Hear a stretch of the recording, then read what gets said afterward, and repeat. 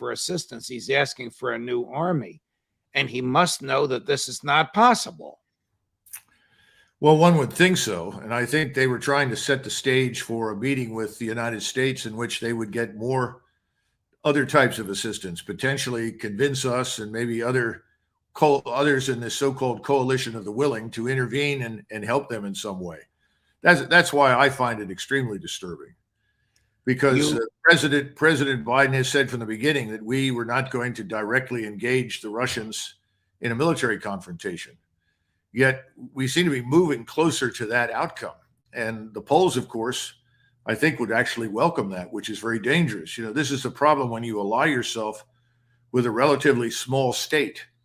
The small state has a permanent interest in leveraging your power for their benefit.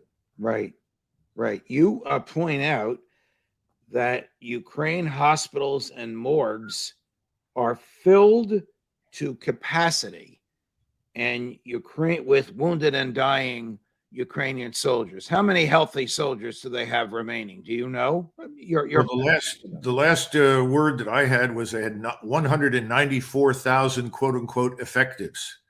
And in the article, Zaluzhny mentions that he's got 200,000 combat ready troops, people that can fight. He has another 500,000 people in uniform, but they're not necessarily soldiers. They may be police, paramilitary, other kinds of functionaries, but they're not fit for frontline duty. And I think that's a huge admission, because it also tells you something about the enormous number of casualties that the Ukrainians have been taking. Why is General Zaluzhny saying all this in public? Is there some purpose or goal to this? Yeah, I think, again, he and President Zelensky know what I know and know what anybody knows who looks carefully at the assembling Russian force and its enormous firepower, standoff attack and direct firepower. And he's being honest. He's saying, well, their attacks could be stronger than we think, and we could be weaker than we thought, later on in the article. In other words, it's a backhanded way of saying, look, this is very dangerous. We probably are not going to succeed against this kind of force. We've asked you for more. What are you going to do? In other words, the ball is in your court, Washington. And after all, we urged them to fight from the beginning. We've never come back and said, well, there's a point at which it makes no sense to fight on. Would it be fair to characterize General Zaluzhny as the realist, and President Zelensky as sort of has pipe dreams? And would it be fair to say that the Russians have far more respect for the general than they do for the president? Well, first of all, I have no idea, but I suspect that Zaluzhny, who's been on the phone before with his counterpart in Moscow, has at least a rapport with the Russians. What that is and how well that goes, I can't evaluate, but they have talked. And I think Zaluzhny is being realistic and as open as he can. And Zelensky is permanently cheerleader for the war in perpetuity and has sold himself as Washington's man on the ground to lead the charge against Moscow. I don't think he can back down from that. He's made so many sweeping statements that are so ridiculous that he can't retreat. Is it conceivable that General Zaluzhny would work out some peace agreement with the Russians in order to save hundreds of thousands of Ukrainian lives, no matter what President Zelensky thinks about it, almost sort of pushing him out of the way? He's got the pipeline to Moscow. Nobody in Moscow will say a word to President Zelensky. You know, Judge, we're now in the realm that I would comfortably call the Twilight Zone. All right. Who knows? I mean, we could sit here and speculate about that, but I think there are lots of people that are willing to pull out their weapons and shoot people down right now inside Kiev in the government who might go that route. I think that they're stuck. They're going to fight. And perhaps in the midst of this fighting, there will be a call for some sort of ceasefire. And again, the problem is you're dealing now with a Russian government that has given up on the West. Let's move from the East all the way to the West. Does General Zaluzhny have respect at the Pentagon? Does he have the ear of General Milley, the chairman of the Joint Chiefs of Staff, or of Jake Sullivan, the president's national security advisor, or of Secretary Blinken or Secretary Austin? Somebody who can get to the president on the phone in a few minutes. I'm sure that he probably has a line to the chairman of the Joint Chiefs and potentially the Secretary of Defense, Lloyd Austin. And remember, we've been down this road before with Milley. He leaked his rejected advice to the president to the New York Times when he said Ukrainians have done about as much as they can and they should negotiate. And that was rejected. And he was sent back out to recant and effectively sing the tune of inevitable Ukrainian victory. So at this point in time, even if he has a direct line, the man in charge is sitting in the White House. And I'm sure that no one in this administration at this stage wants to admit that they made a terrible mistake and put Ukraine's very existence at risk. Your greatest fear, and stop me if I don't have this right, is that the man in the White House will pull an LBJ. And when his generals, when Westmoreland said to LBJ, we're going to lose unless we don't have another 125,000 troops, LBJ said, you got them. I don't know that Zaluzhny would say that to Biden, but what's to prevent Biden from saying, I'm using your language, Colonel, you wrote this, it's brilliant. By the way, for those listening to us, it's called Downfall in Kyiv and Washington, Colonel Douglas Macgregor. And it'll be available tomorrow at the American Conservative at their website. Colonel, your fear is that Joe Biden wants to lead a coalition of the willing, which is to be about 2 or 3 NATO countries. Yes, I think that the people in Washington, and when I say people, I'm talking about virtually everybody inside the Beltway, has all drunk heavily from the Kool-Aid that says Russia is weak, Russia is incompetent, the soldiers are no good, the army is weak, we can prevail. We have to stay the course with the Ukrainians. The Ukrainians can still outfight them. And if we need to go in to bolster the Ukrainians and try to establish under the guise of a no-fly zone on the ground, some sort of secure area in western Ukraine, down near the Polish border, in order to provide a safe haven for retreating Ukrainian forces or refugees or something else, we should do that because we can still dominate the Russians if we need to. And that was, see, LBJ knew that he had enormous leverage with the United States Navy and Air Force, not just our ground forces over North Vietnam. We have no such leverage over the Russians. This is a pure continental land combat, and they hold all the trump cards. And we have very few forces, and we're depending very heavily, if we go in there, on the Poles. And while the Poles are very brave, courageous soldiers, that's an irrational act on the part of an American. I mean, what coalition would there be? Who besides Poland and Romania would be in Joe Biden's army and America, of course? Well, I'm sure you'd have some British Special Operations Forces. Beyond that, who knows? I mean, the rest of NATO really doesn't have much to send. I mean, the force that was described in the interview that Zaluzhny asked for is larger than any of the armies in Europe. So what are they going to send? And the answer is, I don't think they have much to send at all. And now they've already exhausted most of their supplies of ammunition and weapons. They've sent most of that excess that's either now in Russian hands, and some of it is still with the Ukrainians. But the Russians have captured a lot of equipment, destroyed a lot of equipment. One of our regular guests is an American named Matthew Van Dyke. Matt is the head of Sons of Liberty International, which he describes as all ex-military. These guys are young. They're all like in their late 20s, early 30s, who believe in the Ukrainian cause, who wear military fatigues, who are physically present on the ground. I don't know if they carry weapons. They don't shoot. They're not close to where people are shooting or being shot at. They're training Ukrainians. Matt sent out a rather startling tweet just a few minutes ago. Here it is. Ukraine must conduct a major offensive now. Ukraine has the advantage this winter in morale and logistics. Russia will recover by spring and will never be this weak again. The next 2 months are critical in this war. Don't dig in, advance. Now, I don't know if you know this fellow. He's a young man. He's on with us regularly. This is the first time I've heard him say anything like this. Russia will recover by spring. What do you think about this? It sounds to me like some of the ideas that were hatched by Adolf Hitler in the spring of 1944 for offensives in the East when there was no capability whatsoever for offensive action in the German army. Sounds to me like his thinking behind the Battle of the Bulge, when the German army couldn't fuel itself 100 kilometers without falling apart.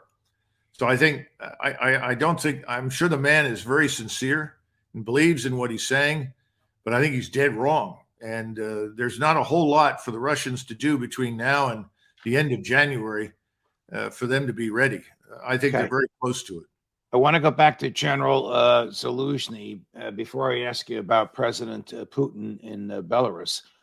I want to make sure I understand the numbers. General Zaluzhny has about 190,000 troops, and then he has 200,000 trained troops and reserves. So if he wants, he has about 400,000 troops. Do I have those numbers right? Well, he actually gave, and again, I don't know that these numbers are trustworthy. Much of what comes out of Kyiv has never been trustworthy.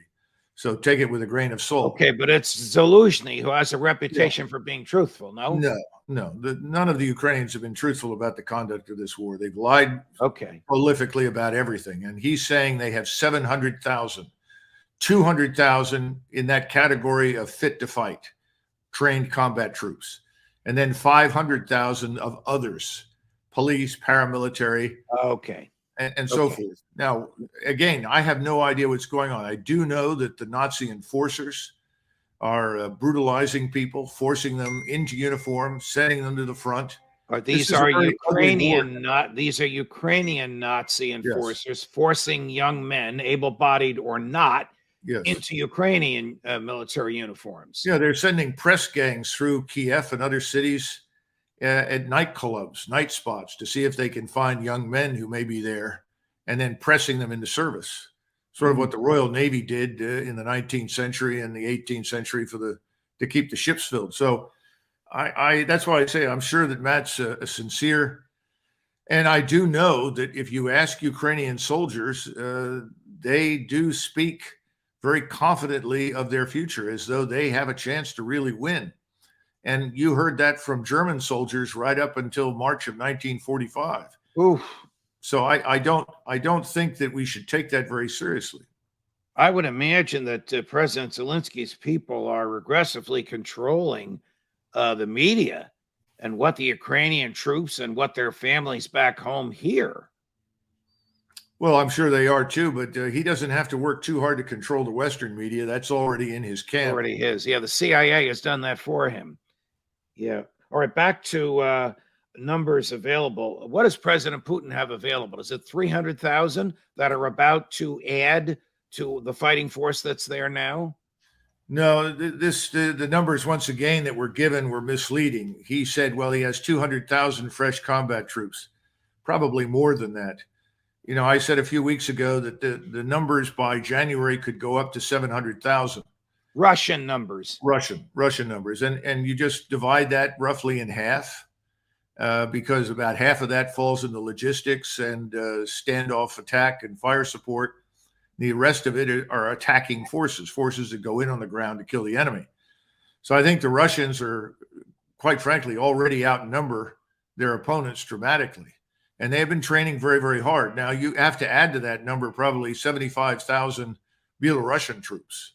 And Putin, of course, is up in Belarus right now. Right. Now, what is he doing in Belarus? Belarus is another country, former Soviet satellite, but now a separate independent country. Yes, but they are fully allied with Russia. Okay. And Belarus is going to provide whatever is required or necessary for the Russian forces in their country to launch attacks against Ukraine.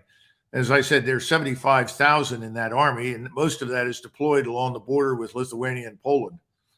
But they have a secure base of support in Belarus for at least 150,000 troops attacking north to south. I'll tell you what I'm afraid of the most as I listen to you and our friend Scott Ritter, and as I read the media available to me, is that the president of Poland is crazy.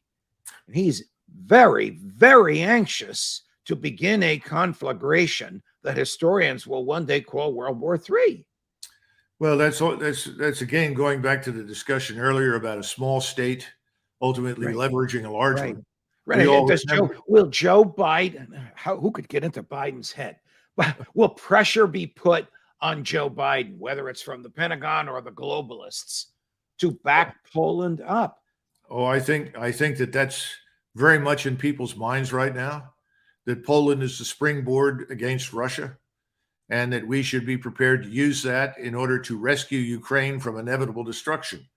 That's why I wrote the article, because I'm afraid that we'll suddenly hear from Joe Biden on the television.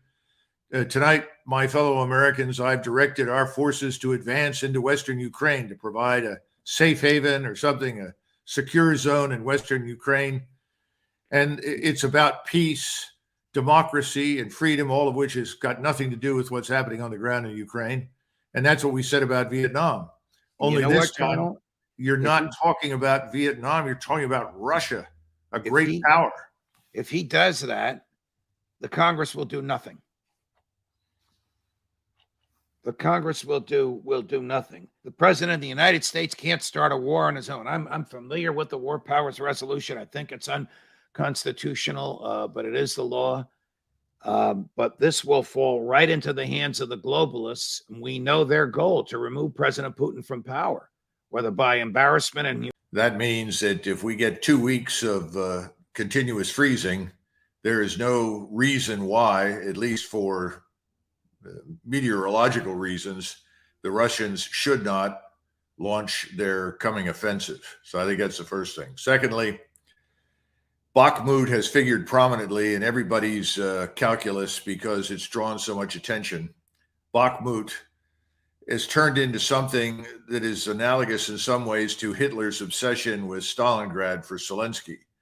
Zelensky and his friends seem to think that the loss of Bakhmut is unacceptable, would break the will of the Ukrainian people, demoralize Ukrainian forces. And so he's continued to sacrifice thousands of Ukrainian lives in that place. We now estimate 450,000 casualties thus far in the war, close to 150,000 dead. Ooh. And this is both sides, 450 and 150? No, this is the Ukrainian side. Oh. And if you listen to General Zaluzhny, he came on earlier today, or it could have been last night, talked about how supposedly the Russians are advancing over the bodies of their dead comrades because the Ukrainians have killed so many. The only thing I can think of is that he's channeling Baghdad Bob. If you remember when we intervened in Iraq in 2003, had this Baghdad Bob kept coming on telling everybody about the victorious forces of Saddam Hussein throwing us back, inflicting casualties. I remember Baghdad Bob. I tried to interview him, but he turned it down. Turned down everybody from Fox, understandably. But I'm interested in your comparison of General Zaluzhny to Baghdad Bob, of all people. I thought General Zaluzhny was the adult and was credible, not only to the Ukrainians and the Ukrainian public, but to the Russian high command. Well, I'm not sure about the last part of you're credible to the Russians. I just don't know what they think. I doubt seriously that they hold anybody in the current regime in high esteem.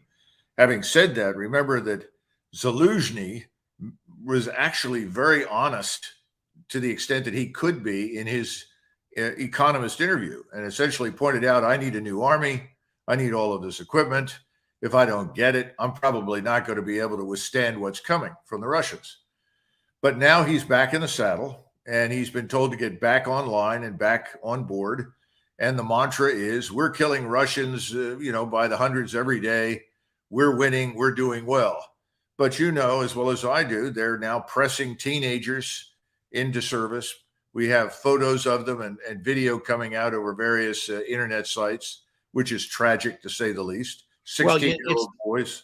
It's not only tragic, and as you pointed out to me in some private emailing you and I did, where are the NGOs? Where are the non-government organizations that are humanitarian to prevent this. And it's probably, I don't know how old these kids were. The kids that I saw, their faces looked 14, 15, 16. It was hard to tell because they had military gear on, but they didn't shave yet. Let's put it that way. Absolutely. Yeah. It's got to be a violation of international law and clearly European human rights, which is pretty sensitive on the use of children in the military. But beyond that, is it not telling of how desperate Zelensky is?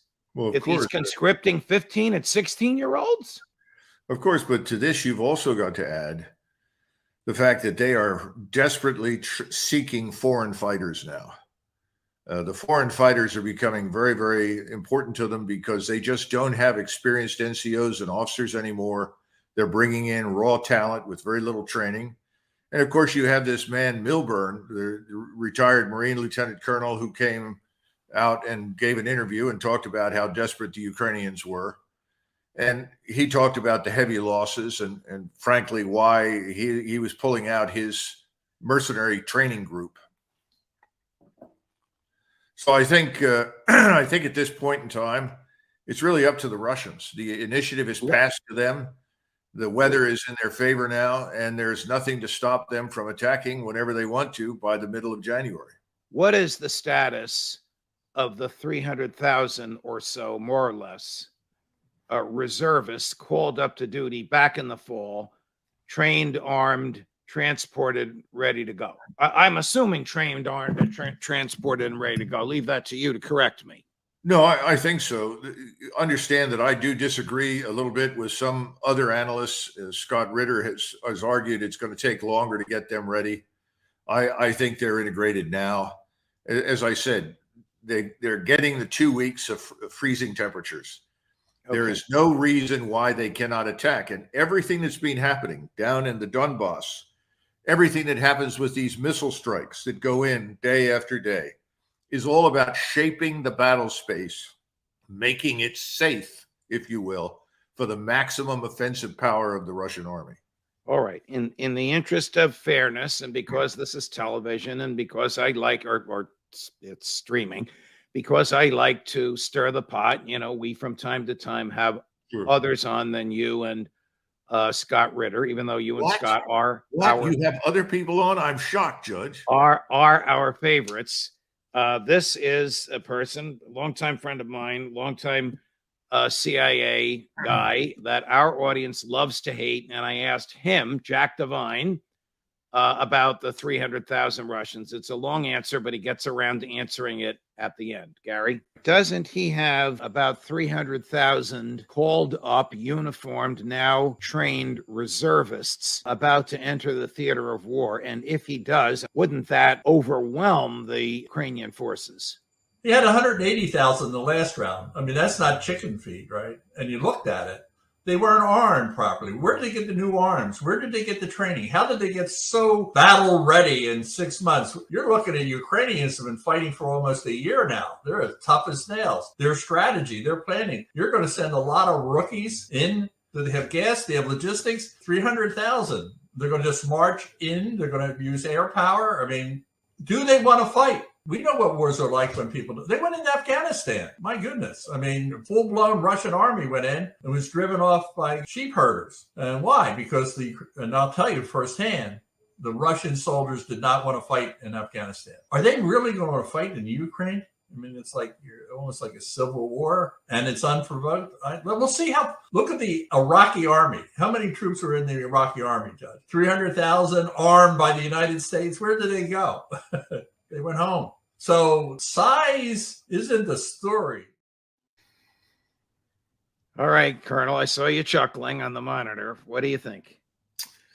Well, Jack is always going to mouth the party line. I don't know. Maybe they this would be against the law. Maybe they clip the pensions of CIA officers who've retired and failed to mouth the company line. I don't know. Well, I don't know. I don't see this man as someone who knows much about Russians or Ukrainians. His comments about Afghanistan are really very misleading. The Russian if we go back and look at the Soviet forces that went into Afghanistan at the beginning, they were overwhelmingly Russians. They went in there and they very rapidly established themselves. Then the subsequent follow-on forces were overwhelmingly reservists that came out of Central Asia, Uzbekistan, Tajikistan, Kazakhstan. In other words, nearby places.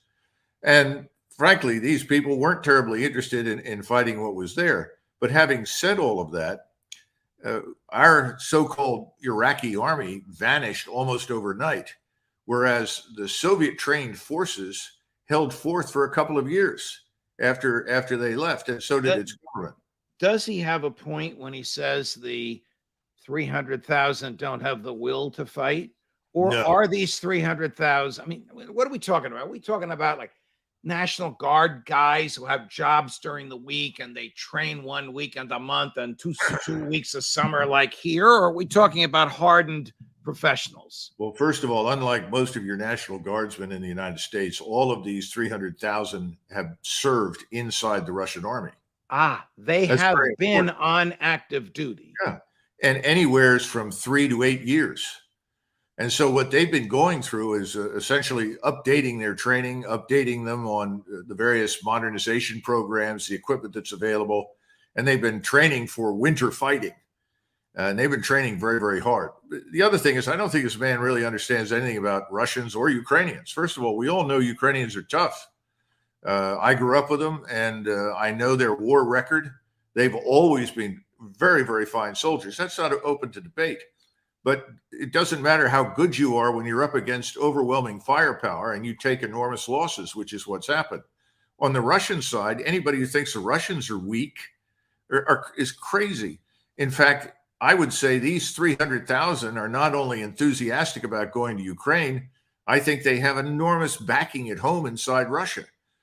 All the words on the atrocities committed by Ukrainian forces against Russian troops have filtered out to the population, despite the fact that the Putin government has tried to clamp down on it and suppress it, largely because they're afraid of what this anger could produce in Russia against Ukraine. I totally disagree with his entire assessment. Okay. In the midst of all of this, President Emmanuel Macron of France has weighed in. Here's what he said. I think it was on New Year's Eve. France will continue to help Ukraine, quote, without fail, and quote, until victory itself. We will build a just and durable peace together. Count on France and count on Europe. Is he talking about troops? What is he talking about, as you understand this? Or is this just political pabulum for the French press? I think it's a combination of all the above. He's also made comments about finding a way forward that's not going to involve compelling Russia to give up all of its gains. He's already said publicly, we can't expect the Russians to give up Crimea. And he said we should have pressed ahead in the Minsk agreements and done a better job with Luhansk and Donetsk and so forth. I think it depends on which audience he's talking to and when you hear him. All right. Here's General Stoltenberg, the commander of NATO. I call on allies to do more. It is in all our security interest to make sure Ukraine prevails and Russian President Vladimir Putin, he mentions him by name, does not win. This is pretty direct and in your face, Secretary General of NATO to President of Russia, isn't it, Colonel? Well, let's stop and think about what he's just said.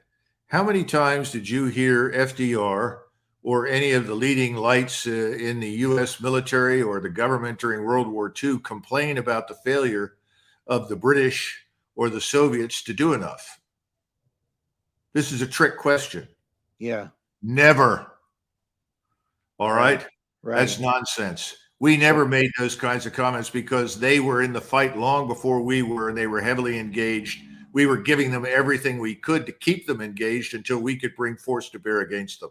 My point is, if this were a successful operation, a successful war effort, you wouldn't be begging your allies to do more. The truth of the matter is that Europeans overwhelmingly want nothing to do with this war, and their governments know it.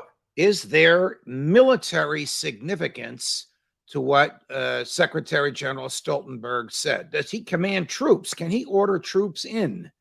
Stoltenberg is a mouthpiece for whomever governs Washington, for whomever is president of the United States, whatever the administration is. He says and does what Washington tells him to. And he can snap his fingers, he can crack his whip, but you can't create armies and forces out of nothing. It takes a long time to put people into organizations, into formations, train them, equip them. This is not something you do quickly. Frankly speaking, that's why we've been waiting for several months now, watching the Ukrainians impale themselves on Russian defenses, because the Russians are doing exactly that. They're getting ready all of these massive military formations to attack. So what if we start going down the list? And the French army is designed to conduct safaris in North Africa. The British army is smaller and less capable. You know, the United States Marine Corps is larger and better equipped and better organized to fight than most of the European forces.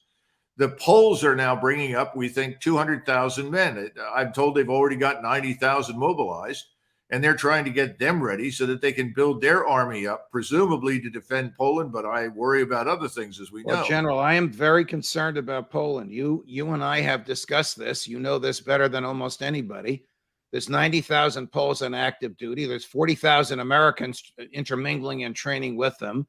They are just they are just west of the Poland-Ukraine border. Now you tell me that this crazy president of Poland, who thinks that somehow Crimea is going to go back to Ukraine when this is over, is about to add 250,000 more troops. Oh, absolutely. That's where the hair trigger could occur, in my view, that would start World War III. What do you think? Well, here's the other thing. The Poles see themselves as a great nation that has been deprived of its opportunity to be great. They were great 400 years ago. They were powerful in Europe, the largest state in Europe, the most powerful military force in Europe 400, 500 years ago. They would really like to be that again. And so when you listen carefully to the Poles and you watch their television, they're talking about expanding Poland to regain control of territories they once governed. That's not necessarily a NATO objective. And I don't think that the majority of NATO partners are going to stand by and say, oh, yes, charge forward. Let's support the annexation of Western Ukraine. And by the way, Minsk used to be part of the Polish-Lithuanian Commonwealth. That would be insane. That would be insane. Of course. Yeah. So the Poles are not playing with a full deck in strategic terms right now. And we're doing nothing to rein them in. On the contrary, we're encouraging them.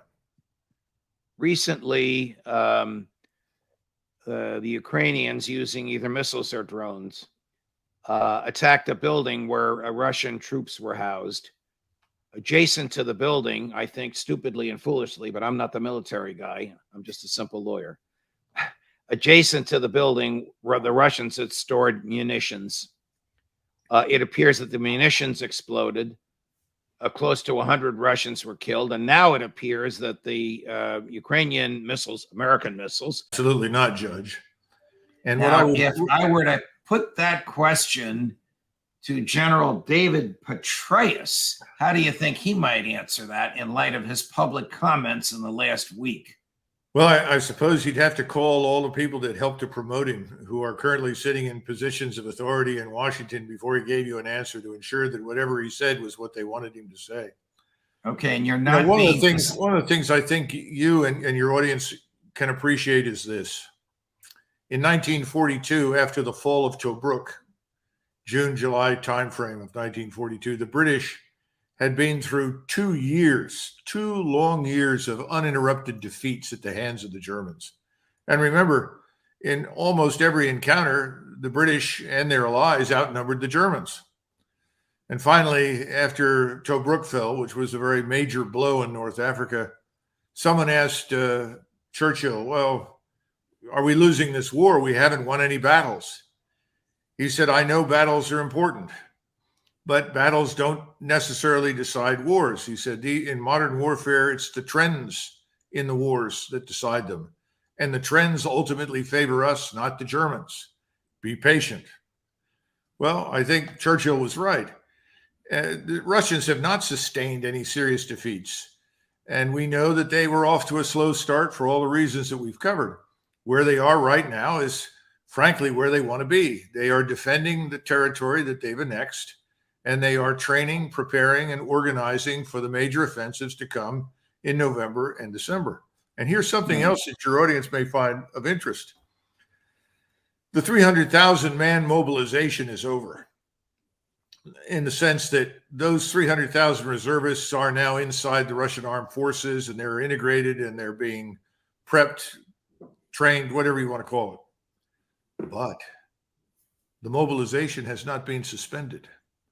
And there's a lot of evidence that decisions behind the scenes have been made to continue mobilizing, so that instead of looking at 700,000 troops, Russian troops in November, December timeframe, we may be looking at 1 million in the field before January. And I think this is because Mr. Putin and his national security advisors, his military commanders, are listening to us and the threats that we continue to make, and the insistence that he effectively surrender to Mr. Zelensky. And that's not going to happen. Among those threats, and the reason, of course, for my reference to General David Petraeus in an earlier question, is, of course, a public comment that General Petraeus made, in which he said the United States and some NATO countries should lead some sort of an allied force, not a NATO force, but some sort of a coalition of the willing, to quote George W. Bush, on the ground in Ukraine against the Russians. And knowing Petraeus, as I know you do, I'm sure you know that he wouldn't have said something like that without having run it up the flagpole first. So first, what do you think militarily of what General Petraeus has offered? And secondly, who, since he's a civilian now, up the flagpole would he have run this past? Who else wants this? Does the Secretary of State actually expect his boss, the President of the United States, whose administration is tottering on the brink and whose physical existence is tottering on the brink, to put American troops on the ground? I'm asking you a lot all at once. I'll let you take those balls and run with them. Well, on the first question, I think we have to regard this as having been a kind of trial balloon. In other words, Petraeus was given this material and told to run with it because the people in Washington are interested to see or hear what kind of a response, if any, they get from the American people. That's the first thing. Secondly, unfortunately, I do think there is serious planning going on about the use of U.S. forces in Ukraine. I think it's very dangerous. I think it's ill-conceived, but it's going on. Third, the mention of a coalition of the willing is a dead giveaway, because NATO is not united on this issue. Most people in Europe are not interested in being dragged into a war with Russia. So when you ask the question, what is this coalition of the willing? Well, are we going to get some Romanian troops, Polish troops, perhaps, maybe some Lithuanians? It's hard to tell. Anybody else prepared to show up? I don't know how many British troops they can expect to get. I don't think the British could field 10 to 15,000 troops in any period of time that would be competent on the battlefield. The French, they're already overextended in Africa.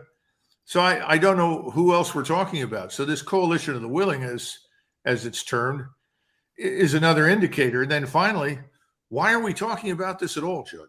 Right. Why? Because the globalists in the State Department want to put Putin out of business, and they think they can do it. First, it's because Ukraine is devastated. It's losing. It's on the brink of extinction. The counterattacks that we saw over the last several months, it started out with 30, 40, 50,000 troops, then declined to perhaps 10,000, 12,000. They declined further to 3,000 to 5,000. And recently we've seen battalion-sized units, 500, 600, 700, actually trying to probe and walk through Russian defenses. They're running out of manpower that can fight. And in fact, the information I have is that the Polish soldiers in Ukrainian uniform, and we don't know how many there are. I've heard lots of estimates all the way up to and a little bit above 10,000. and then the so-called Foreign Legion that Ukraine has fielded, which may number 5,000 to 7,000 or less. Again, we don't know. That those formations are the only formations with any stomach for a serious attack in a major fight. So that's the other point. Now, finally, to go to yours, yes, Judge, we have people in Washington who want a direct confrontation with Russia because they believe they can bully Russia. They believe they can compel the Russians to submit, that Mr. Zelensky can show up and accept their surrender. It's bizarre. There's no evidence for it. It's dangerous. It's stupid. But yes, they are there. And I think that characterizes the thinking at the top of the administration. So Zelensky, who was all over the place in the media for 7 or 8 months, really hasn't made, two observations, hasn't made very many public appearances in the past month. So I offer to you the thought that maybe he knows that what you're saying is truthful and his days are numbered. The other observation I want to make is the storied American 101st Airborne is in Europe for the first time since World War II. They're in Romania. What are they doing in Romania?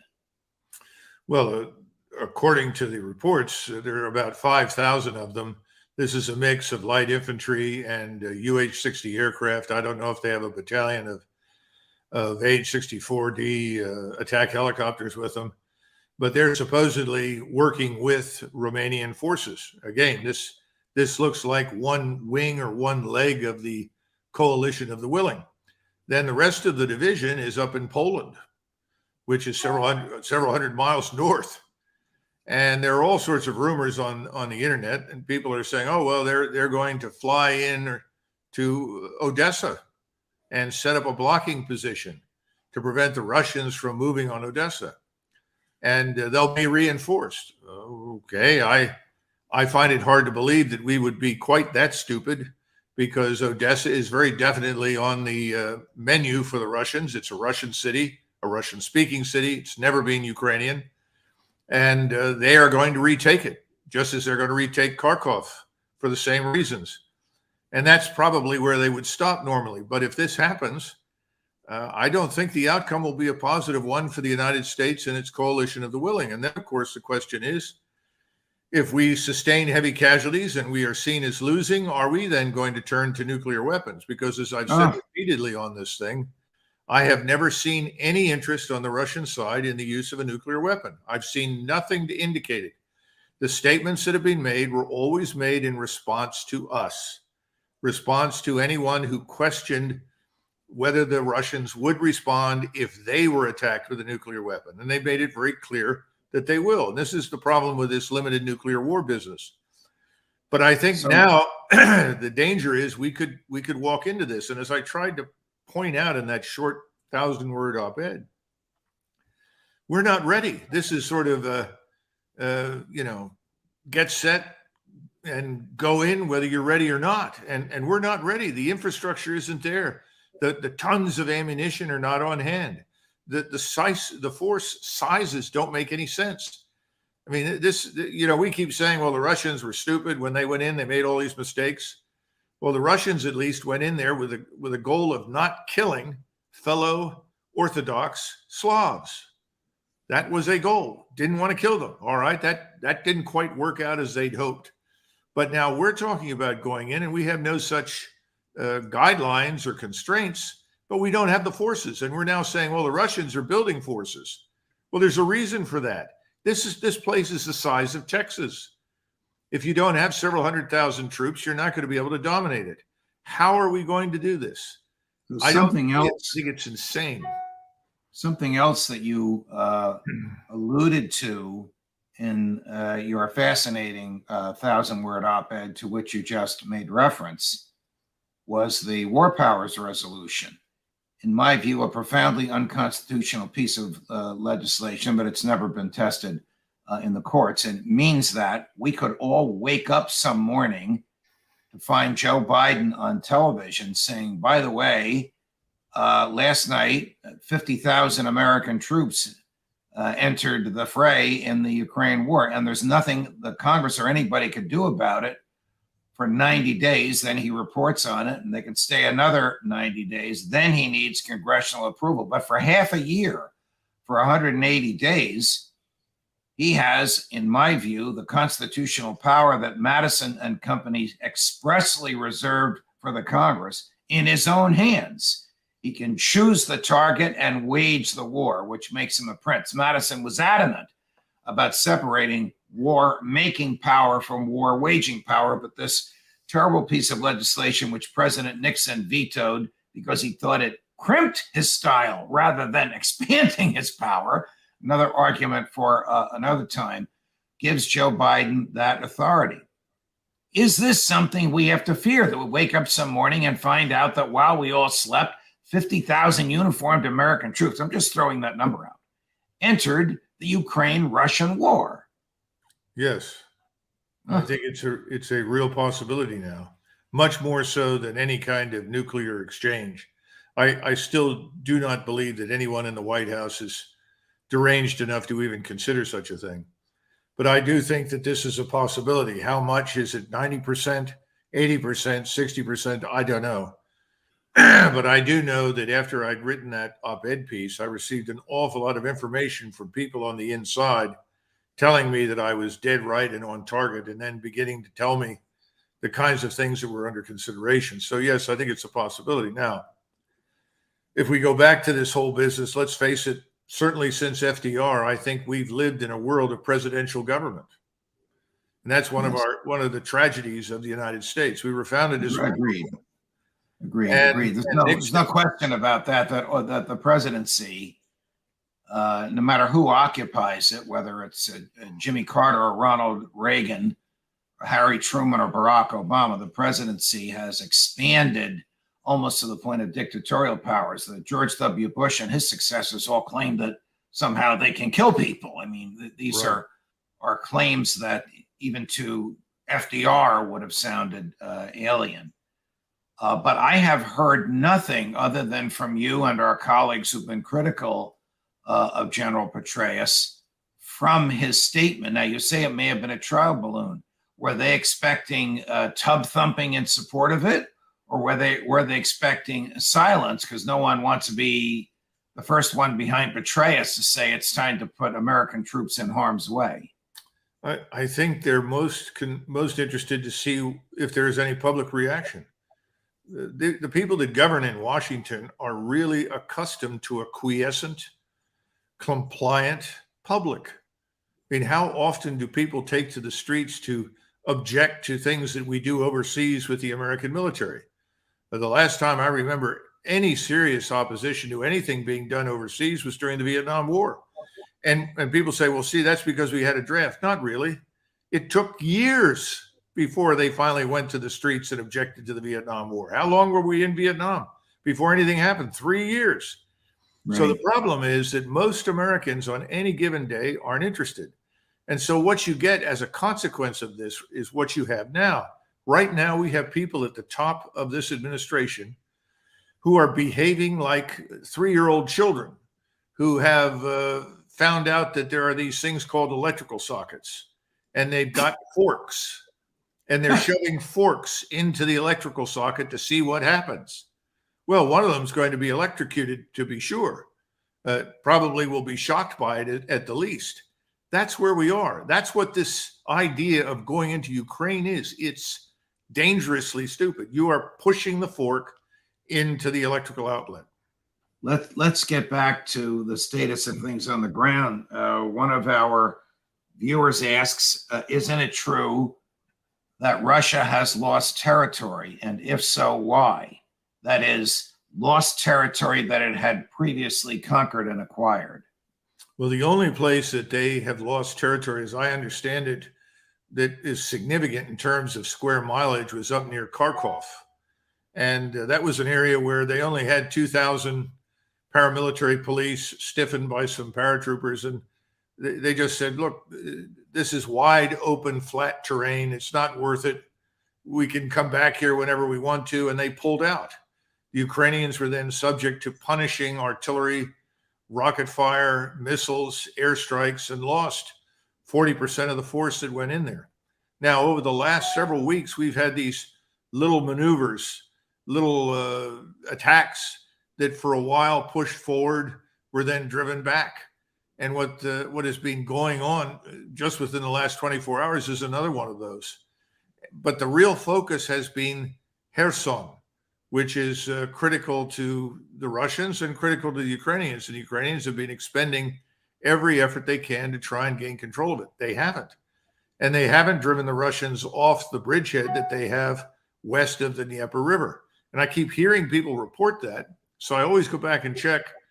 And what we have seen is Russian civilians were understandably evacuated. That's a good thing. We don't want them to be killed, just as the Ukrainians ought to evacuate Ukrainian civilians to avoid their deaths. But there has been no massive withdrawal of Russian forces anywhere. And I would simply suggest that these modest gains here or there have generally been reversed. And if they haven't been reversed, it's because there's no urgency to do so. And remember, behind these front lines right now, most Americans don't know this, there are groups of Russian forces with the best equipment available of between 50 and 80,000 men training behind these lines down in southern Ukraine, also behind the lines up in western Russia or eastern Ukraine, and then up in Belarus. So it looks like we see the evidence for three major axes as a minimum emerging, involving hundreds of thousands of troops on the attack.